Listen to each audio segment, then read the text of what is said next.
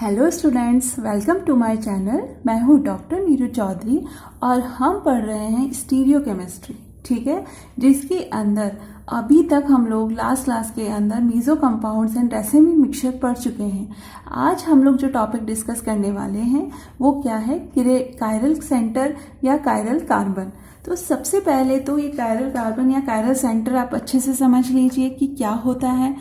An atom with 4 different substituents is called an asymmetric center।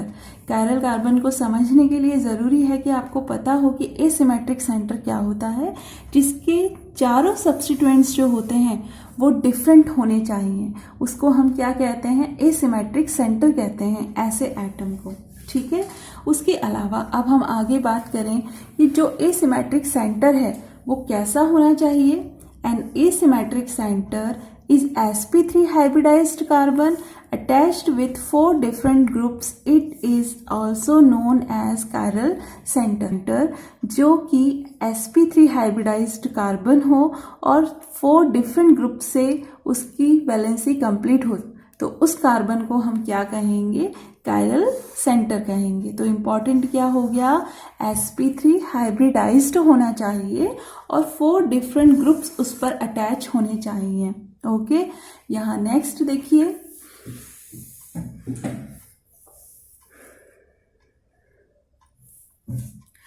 आगे देखिए, ये एक कंपाउंड मैंने एक शो किया है जिसके अंदर ये एक सेंटर है जिस पर ये 4 ग्रुप्स अटैच्ड हैं।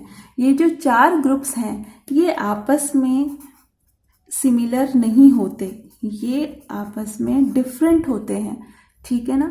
सबसे इम्पॉर्टेंट बात तो हुई कि ये जो चारों ग्रुप्स हैं ये आपस में सिमिलर नहीं होते हैं, ये डिफरेंट ग्रुप्स होते हैं। ओके, तो हम इस तरीके से इसको लिख सकते हैं। उसके अलावा ये जो कार्बन है ये कैसा होना चाहिए, sp3 हाइब्रिडाइज्ड होना चाहिए, जो कि यहाँ पर है, ठीक है। ये sp3 हाइब्रिडाइज्ड हो गया, तो इस तरीके के कार्बन को हम क्या कहते हैं, कायरल सेंटर या कायरल कार्बन कहते हैं। ओके, यहाँ एक और कंपाउंड मैंने लिखा है COOH। हम बात करें इस कार्बन और इस कार्बन की, ठीक है। तो आप देख सकते हैं कि इस कार्बन पर ये ग्रुप COOH, H और ये पूरा ग्रुप डिफरेंट ग्रुप्स लोग अटैच्ड हैं, तो हम इसको क्या कह सकते हैं कि ये कायरल कार्बन है। ओके, अब यहाँ इस सेंटर पर अगर हम देखें तो ये ग्रुप, ये और ये सारा ग्रुप एक है, ठीक है। तो हम इसको भी क्या कह सकते हैं कि ये भी क्या है, एक कायरल कार्बन है। ओके, तो इस कंपाउंड के अंदर 2 कायरल कार्बन हो गए। यहाँ पे अगर हम बात करें तो आप यहाँ पर देख सकते हैं कि ये जो कार्बन है ये कैसा है, ये sp2 हाइब्रिडाइज्ड है। अब ये sp2 हाइब्रिडाइज्ड है तो इसको हम कायरल कार्बन नहीं कह सकते या कायरल सेंटर हम इसको नहीं कह सकते हैं। ओके, क्लियर हुआ आप लोगों को, इसको हम कायरल कार्बन या कायरल सेंटर नहीं कह सकते हैं, ठीक है। आगे देखिए, आज का जो इम्पॉर्टेंट टॉपिक है वो है स्टीरियोजेनिक सेंटर और स्टीरियो सेंटर। इसी के लिए हमने कायरल कार्बन को पढ़ा है क्योंकि यहाँ हमारे को वो काम आने वाला है। देखिए क्या होता है stereogenic centre, the centre in organic compounds due to which stereo isomerism are possible, ठीक है। Stereo isomerism are possible is known as stereo centre और स्टीरियोजेनिक सेंटर। ऑर्गेनिक कंपाउंड्स के अंदर एक ऐसा सेंटर जिसकी वजह से स्टीरियो आइसोमेरिज्म शो हो रहा है या पॉसिबल हो रहा है, उसी सेंटर को हम क्या कहते हैं, स्टीरियो सेंटर या स्टीरियोजेनिक सेंटर कहते हैं, ठीक है। अब मैं थोड़ा सा आपको शॉर्ट में समझा देती हूँ ताकि आप इजीली इस थ्योरी को समझ पाएंगे। देखिए, हमने क्या कहा कि कोई भी ऐसा सेंटर जिसकी वजह से स्टीरियो आइसोमेरिज्म शो होती है उसे हम कहते हैं स्टीरियो सेंटर, ठीक है। तो स्टीरियो सेंटर हमने किसको कहा है, जिसकी वजह से कोई भी कंपाउंड स्टीरियो आइसोमेरिज्म शो करता है, ठीक है। स्टीरियो आइसोमेरिज्म शो करने के लिए कंपाउंड या तो वो ऑप्टिकल आइसोमेरिज्म शो करे, ऑप्टिकल आइसोमेरिज्म शो करे या फिर वो कंपाउंड ज्योमेट्रिकल आइसोमेरिज्म शो करे। ये हम सब बात कर चुके हैं कि कौन से कंपाउंड ऑप्टिकल आइसोमेरिज्म शो करते हैं और कौन से कंपाउंड्स ज्योमेट्रिकल आइसोमेरिज्म शो करते हैं। तो अभी हम इतना डिटेल में नहीं पढ़ने वाले, अभी केवल हम इन वर्ड्स को यूज़ कर रहे हैं कि ऑप्टिकल आइसोमेरिज्म कोई कंपाउंड शो कर रहा है तो उसके अंदर क्या प्रेजेंट होगा, कायरल कार्बन प्रेजेंट होगा। क्या प्रेजेंट होगा, कायरल कार्बन, या हम कह सकते हैं कोई कायरल सेंटर प्रेजेंट होगा। ओके, कायरल कार्बन या कायरल सेंटर जो प्रेजेंट होगा और उसके अंदर सिमेट्री एलिमेंट्स एब्सेंट होंगे। सिमेट्री एलिमेंट क्या होने चाहिए, एब्सेंट होने चाहिए। ठीक है, ये एक मस्ट कंडीशन है। सिमेट्री एलिमेंट एब्सेंट है तो हम उसको क्या कह सकते हैं, स्टीरियो सेंटर कह सकते हैं। ठीक है, क्या कह सकते हैं हम उसको, स्टीरियो सेंटर कह सकते हैं। ठीक है ना, क्या कहा मैंने, कोई कंपाउंड ऑप्टिकल आइसोमेरिज्म शो कर रहा है तो उसके अंदर ज़रूर से कायरल कार्बन या कायरल सेंटर प्रेजेंट होगा। कायरल सेंटर प्रेजेंट है, लेकिन ज़रूरी कंडीशन है कि उसके अंदर सिमेट्री एलिमेंट एब्सेंट होने चाहिए, क्योंकि हम लोगों ने लास्ट क्लास में मीजो टार्ट्रिक एसिड पढ़ा था। यहीं पर डिस्कस कर लेते हैं इसको। मीजो टार्ट्रिक एसिड, यहाँ पर भी 2 कायरल कार्बन प्रेजेंट है ना present, but in chiral carbons को हम स्टीरियो सेंटर नहीं कहेंगे क्योंकि यहाँ पर सिमेट्री एलिमेंट प्रेजेंट है। तो ज़रूरी है कि सिमेट्री एलिमेंट जो है वो एब्सेंट होने चाहिए, तभी हम उसको स्टीरियो सेंटर कहेंगे। क्लियर। चलिए, इसके अलावा कायरल कार्बन वाले तो हो गए कि उनको स्टीरियो सेंटर कहते हैं। अब कोई कंपाउंड ज्योमेट्रिकल आइसोमेरिज्म शो करता है तो उसके अंदर तो कायरल कार्बन एब्सेंट होता है, बट जिसकी वजह से वो ज्योमेट्रिकल आइसोमेरिज्म शो कर रहा है वो क्या है, डबल बॉन्ड या साइक्लिक स्ट्रक्चर होती है।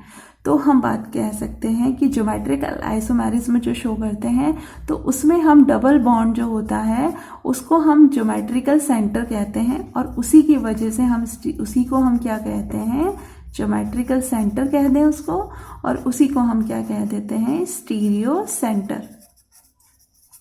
ठीक है, इन दोनों को हम क्या काउंट करेंगे, स्टीरियो सेंटर। ओके, तो ये मैंने आपको शॉर्ट में समझाया है। अब हम इसको थोड़ा सा डिटेल में देखते हैं।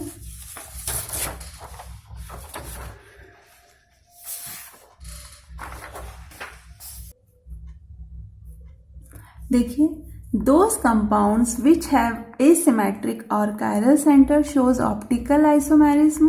ओके, जो कंपाउंड एसिमेट्रिक या कायरल सेंटर रखते हैं वो क्या शो कर रहे हैं, ऑप्टिकल आइसोमेरिज्म शो करते हैं। ठीक है, if element of symmetry are absent. Okay, अगर एलिमेंट ऑफ सिमेट्री एब्सेंट हो in the compound, then these chiral center or chiral carbon atoms are known as stereogenic center. Here stereogenic center has tetrahedral geometry. Okay, यहाँ पर sp3 hybridised होगा chiral carbon तो tetrahedral geometry show करेगा, और ऐसा chiral carbon जो कि कैसा है, जिसमें एलिमेंट ऑफ सिमेट्री एब्सेंट है, उसी कायरल कार्बन को हम क्या कहते हैं, स्टीरियोजेनिक सेंटर कहते हैं। यही मैंने आपको अभी शॉर्ट में बताया था। यहाँ आप देख सकते हैं कि ऑप्टिकल आइसोमेरिज्म शो कर रहा है, उसके अंदर कायरल कार्बन प्रेजेंट होगा, एलिमेंट ऑफ सिमेट्री एब्सेंट होगी, उसी को हम स्टीरियो सेंटर कहेंगे। ठीक है, क्लियर हो गया आप लोगों को ये पॉइंट। आगे देखिए,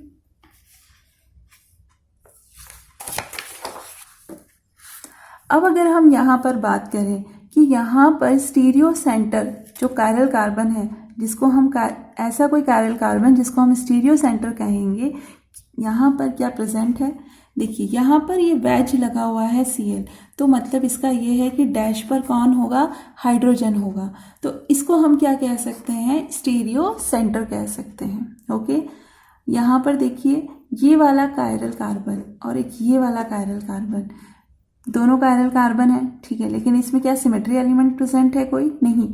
आप लोग एक बार के लिए कोई सोच सकता है कि यहाँ पर ये प्लेन लगा दें, पर नहीं, ये प्लेन नहीं लगेगा क्योंकि ये Cl तो अवे फ्रॉम द व्यूअर है, जबकि ये वाला Cl ऊपर की तरफ है टूवर्ड्स द व्यूअर, तो प्लेन यहाँ पर अप्लाई नहीं हो सकता है।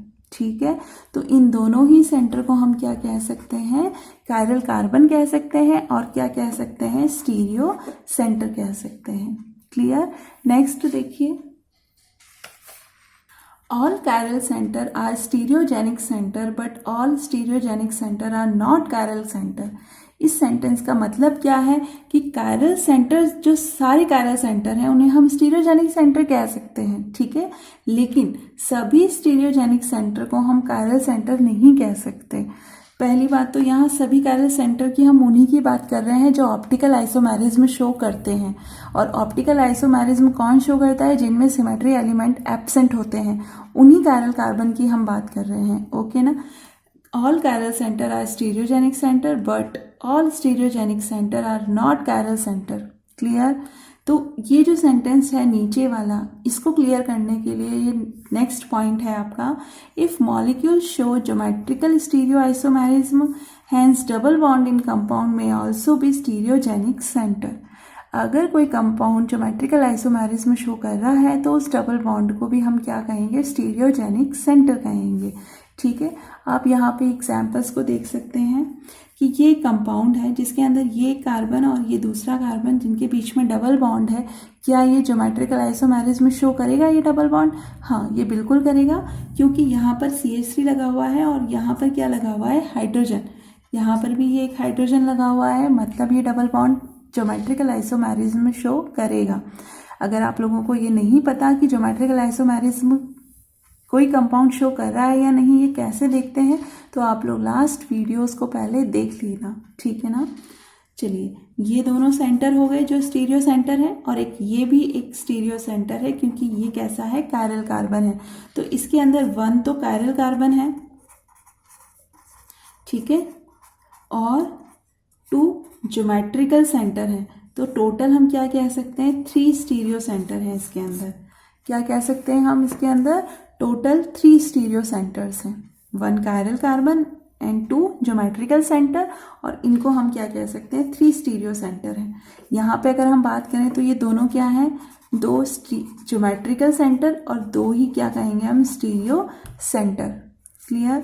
यहाँ पर देखिए, यहाँ पर ये वाला कार्बन तो कैसे हो गए, 2 ज्योमेट्रिकल सेंटर्स हो गए, and this one and this one, these are chiral carbon, so 2 carbons are chiral carbon, तो कितने हो गए, 4 स्टीरियो सेंटर्स हो गए। क्लियर। तो आप लोगों को ये वीडियो हेल्पफुल रहा होगा, आपको क्लियर हो गया कि स्टीरियोजेनिक सेंटर क्या होता है। स्टीरियोजेनिक सेंटर के लिए ज़रूरी है कि आप लोग ये वाला जो एक मैंने आपको बताया है शॉर्ट में, ये आपके माइंड में होना चाहिए। ठीक है, 2 टाइप के स्टीरियोजेनिक सेंटर्स हो सकते हैं, कायरल कार्बन और डबल बॉन्ड वाले कार्बन। ज़रूरी है कि एलिमेंट ऑफ सिमेट्री यहाँ एब्सेंट हो, तभी हम देखेंगे, क्योंकि मीजो कंपाउंड्स के अंदर जो कायरल कार्बन होते हैं उसको हम स्टीरियोजेनिक सेंटर नहीं कहते। क्लियर। Okay, thank you.